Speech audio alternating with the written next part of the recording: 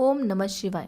ब्रह्मांडाच्या निर्मितीपूर्वी जेव्हा ना काळ होता ना सृष्टी, तेव्हा नक्की काय घडले?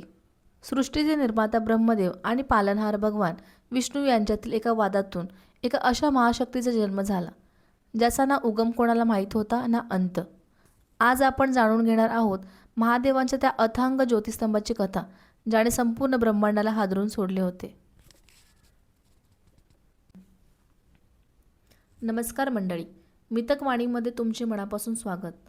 आपल्या पौराणिक रहस्यांच्या ह्या प्रवासामध्ये आज पहिली कथा आहे, देवाधिदेव महादेवांचे प्राकट्य. जर तुम्हाला अध्यात्मातील ही गुपिते जाणून घ्यायला आवडत असतील तर आताच आमच्या कुटुंबाचा भाग व्हा. शिवपुराणानुसार सृष्टीच्या आरंभी ब्रह्मदेव आणि भगवान विष्णू यांच्यात एक मोठा वाद निर्माण झाला.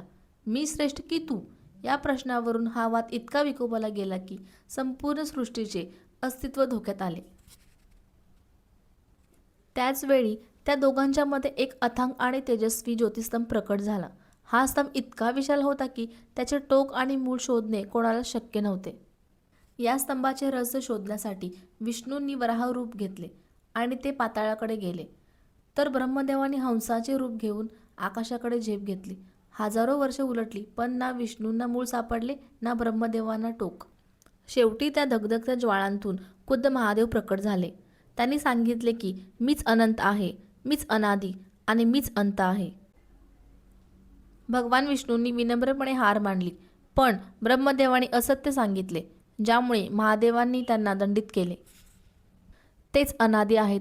तुम्हाला महादेवांचे कोणते रूप सर्वात जास्त आवडते?